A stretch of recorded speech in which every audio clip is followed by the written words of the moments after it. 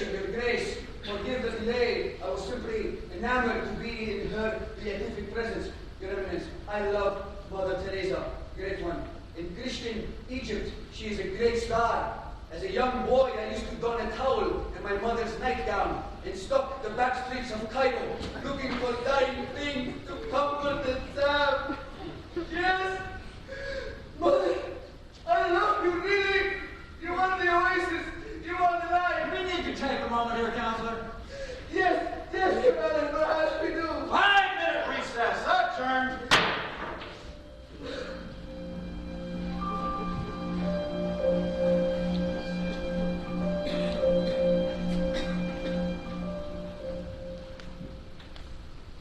My name is Peter.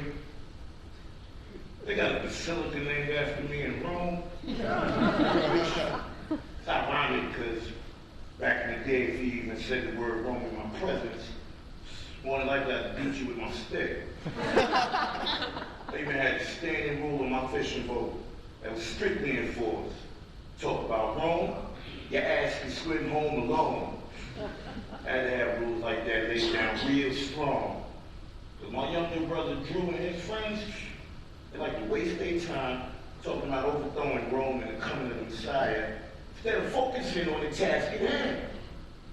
Have to always be like, look, fellas, unless the Messiah gonna come down right now and help us catch some fish, then y'all need to shut the heck up and put the undivided focus on these damn nets.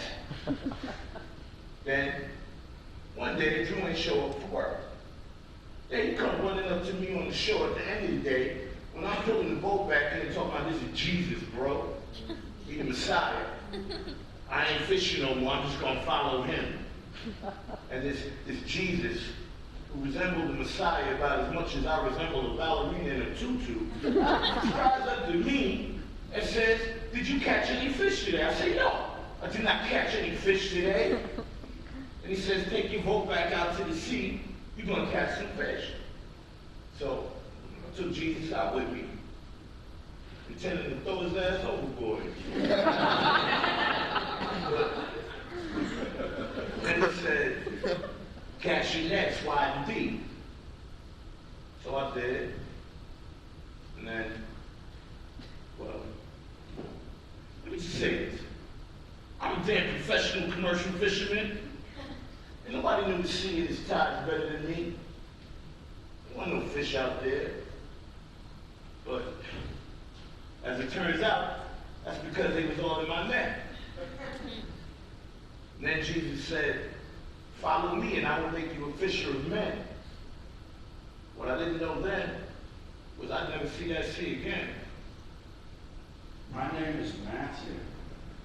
I was a Jewish tax collector for the empire. My job was to take the food out of your mouth and see it shipped off to Rome. Roman tax was exorbitant, non-negotiable. If you had 6 geese, I took 3. If you had a flock of sheep, I took 50%. If you had only 1 sheep, I cut that sheep in half. If you had no sheep, I took a child.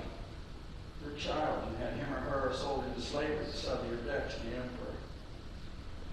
This is not a made-up story.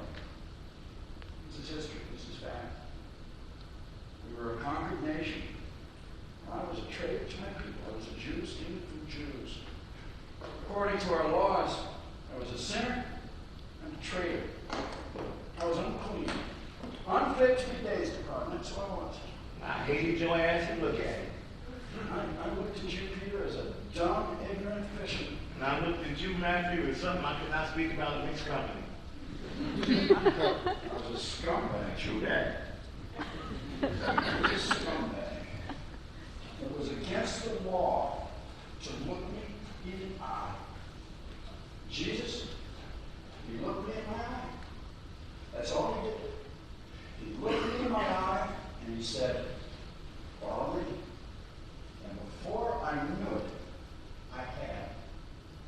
And before we broke bread that night, I was clean again. I was clean.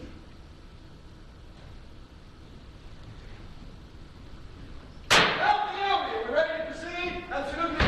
Forgive me the delay. Mother Teresa, I will not take much of your time here, and certainly you will no need need of introduction. I don't mind. Very well then. Mother Teresa, you are soon to be canonized saint and the recipient of the Nobel Prize for Peace. You are from Albania, which tells me you know how to handle a firearm. But yet, at the age of 12, you desired to serve God. At 18, you entered the convent, and at 21, you left for the slums of Calcutta, and soon thereafter began ministering to the sick and dying, which you did with mercy, love, grace, and generosity until the day you died, correct? Yes. Yes, absolutely yes, Mother. Now then, Mother, I call you to the stand today for a special purpose. And what is that? Yes, I am coming to it. Mother, your life and subsequent canonization suggest to me that you know a thing or two about God and the life of the Spirit, correct? Well, I know what I know. What do you want to know? Yes. Mother, is there a hell? Oh, I hope not. But I think so. Judas Iscariot, he is in hell, yes? Well, we can never know for sure, but it don't look good. Mother, shouldn't we feel sorry for someone in hell? Very sorry, yeah. Does God feel sorry for people in hell? More sorry than us, yes. But if God feels so sorry, why not bring the damned upstairs? 3 huts and a cot, yes? Surely God has that power? Boy, God can lead us anywhere, but sometimes the people, they don't want to go. And if the people don't want to go, then what are you going to do? But Mother, surely these people do not prefer to go to hell. You'll be surprised. Do you know what despair is, boy? Mother, illuminate me. I will tell you what Thomas Merton, who was a very handsome boy like you, I will tell you what that boy had to say about despair. You may not notice, but I, at one time in my life, suffered a great spiritual darkness. Oh no, not you, Mother. Quiet, now, boy. Yes. For many, many years, I experienced a terrible pain of loss, of God not wanting me, of God not being God, and of God not really existing. One day, I confided my feelings to a friend, an Irish nun, one of the sisters of Loreto from Dublin, Ireland.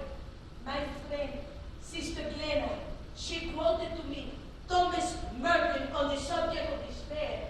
She said, Despair is the ultimate development of a pride so great and so stiff-necked that it selects the absolute misery of damnation rather than accept happiness from the hands of God, and thereby acknowledge that He is above us, and that we are not capable of fulfilling our destiny by ourselves. do you understand what I am saying to you? Can you repeat it? Yeah, sure.